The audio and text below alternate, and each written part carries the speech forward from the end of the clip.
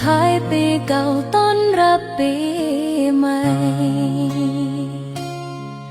ลมหนาวพัดมาอีกครั้งปลายปีนี้มีเรื่องราวมากมาย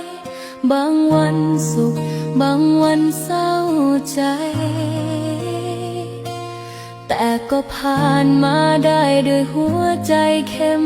แข็งนั่งมองแสงไฟยามค่ำคืนเสียงหัวเราะของผู้คนเต็มเมืองต่างอวยพรให้กันด้วยรอยยิ้มเรื่องร้ายทั้งปี